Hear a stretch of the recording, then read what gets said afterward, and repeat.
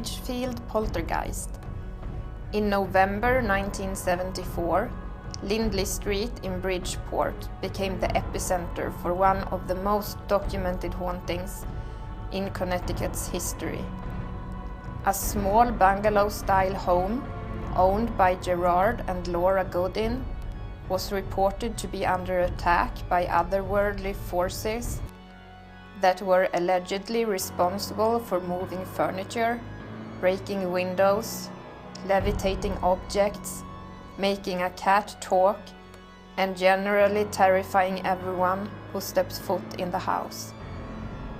As the situation increased in intensity, police and firefighters were called in, as were a lot of news reporters, priests, paranormal investigators, and Ed and Lorraine Warren.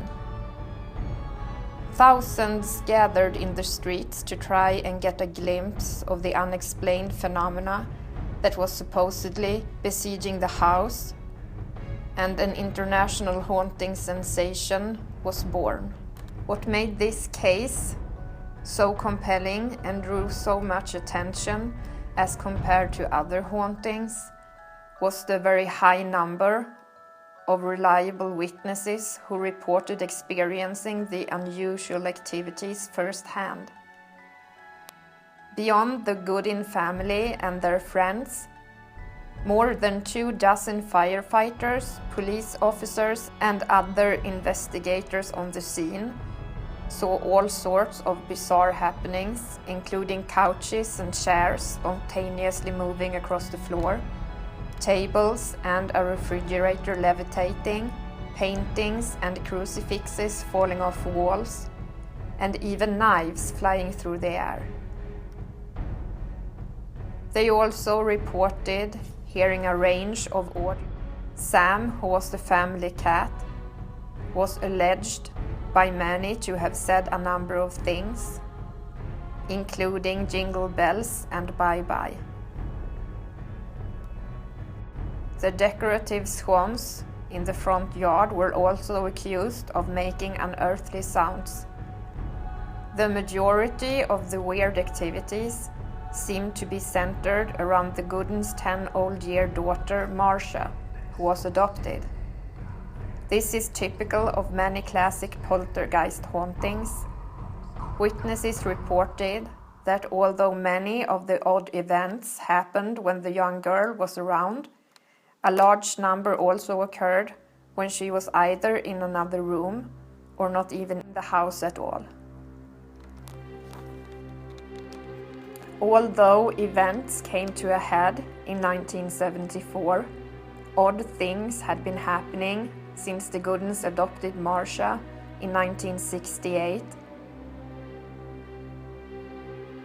increasing in frequency and intensity in 1971. A year later was the first time the family officially called authorities to get help. Initially, they needed to find the source of rhythmic pounding that they had heard in the house at night.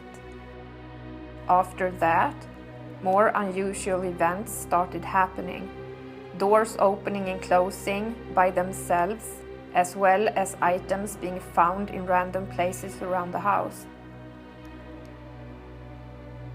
The family repeatedly called the police to search for a cause, but despite thorough investigations, nothing definitive was ever discovered.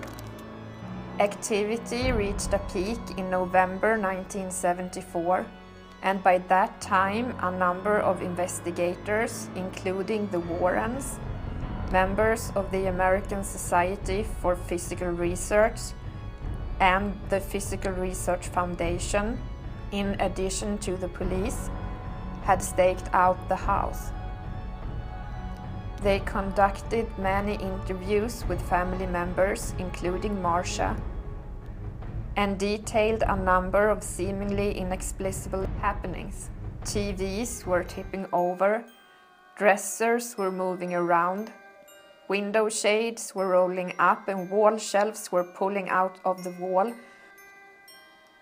all without seeming provocation. The Goodins, who claimed to not believe in the paranormal, got increasingly stressed out and vexed by what was going on in their home. Meanwhile, with the local and national press covering the case, large and curious crowds were regularly gathering outside the house.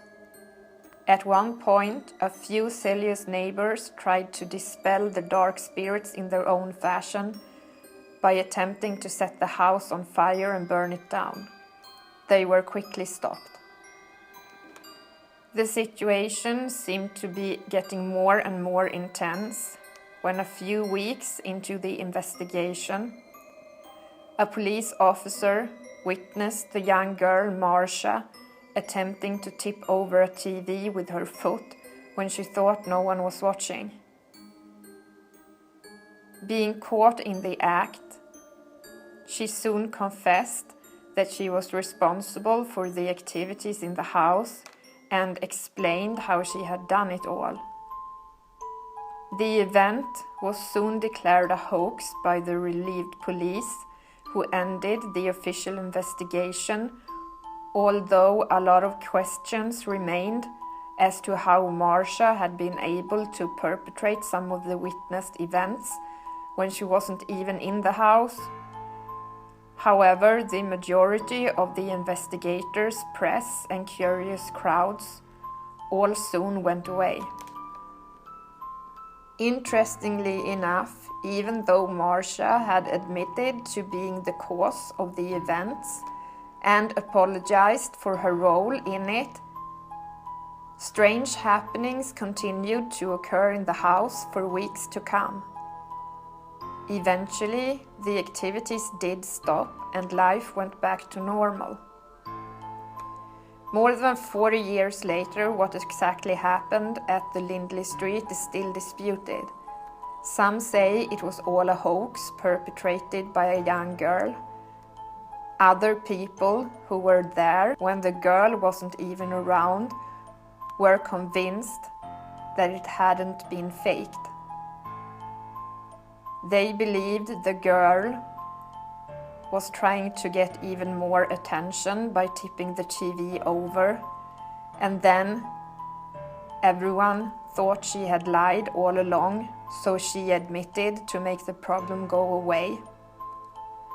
There are a lot of documents and interviews with people that have no reason at all for claiming to have seen the paranormal things happening at that house. And the haunting is still considered real by many people. Gerard and Lorraine Warren, one of the most famous paranormal investigators in the world, later called the event one of the most famous and well-documented poltergeist cases in history. They thought, without a doubt, that the paranormal happenings were true. Mommy, have you seen my doll? Have you seen my doll, Mommy?